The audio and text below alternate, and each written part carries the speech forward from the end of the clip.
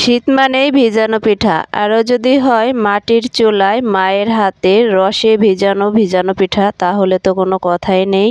বাপের বাড়ি 15 দিন বেড়ানোর শেষ দিন আজকে। তো সকাল সকাল গাছ থেকে গাছি রস পেড়ে দিল।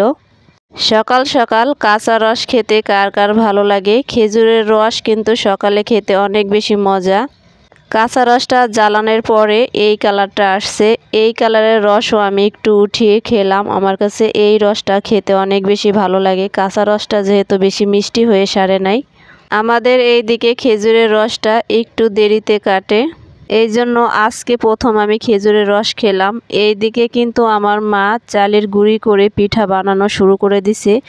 অনেকগুলো পিঠা বানানো হয়ে গেছে। এখন আমি মাকে বললাম, দেও আমি একটু বানাই, একটু ট্রাই করি।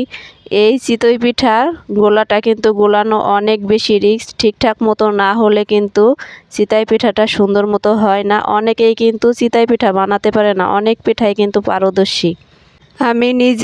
আমি নিজে হাতে কিন্তু চিতই পিঠার গোলাটা গুলাইলাম। এই যে এইরকমভাবে একটু গুলিয়ে নিছি। এখন দেখি আমার গোলানো পিঠা কেমন হয়। শুকনো একটা নসনি দিয়ে আমি চিতই পিঠার শাঁসটা ভালো করে মুছে নিলাম। এখন পিঠাটা দিয়ে 5 মিনিটের মতো ওয়েট করব। 5 মিনিট ওয়েট করার পরে মাশাআল্লাহ ভালোই হয়েছে। আমি বাসায় কখনোই চিতই পিঠা বানাইনি, কারণ আমার বাসায় গ্যাসের চুলা, মাটির চুলা নাই। তো অনেকেই দেখেছি আমি গ্যাসের চুলায় পিঠা হয়, কিন্তু আমি ট্রাই করিনি এখনও।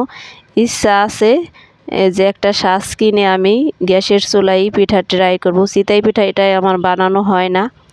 চিতই পিঠাটা একটা রিক্সের পিঠা, যে পারে সে তো অনায়াসে বানাই ফেলতে পারে, আর যদি না হয় তাহলে অনেক চেষ্টার পরও কিন্তু হয় না।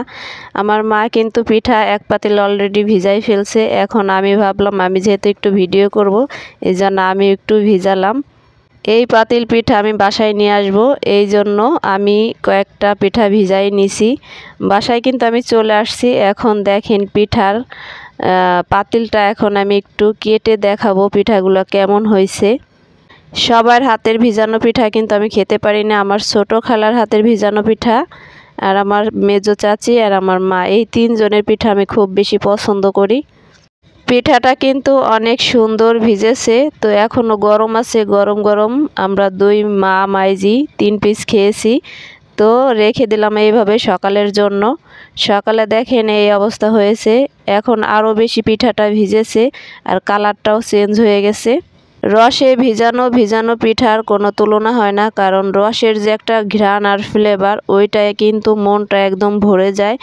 যে কখনো মিষ্টি পিঠা খেতে চায় না, সেও কিন্তু এই রসের পিঠাটা খাবে, কারণ এত টেস্ট হয় তা বলার মতো না। রসের পিঠা কিন্তু তেমন বেশি কড়া কালার আসে না, একটু হালকা কালারই আসে।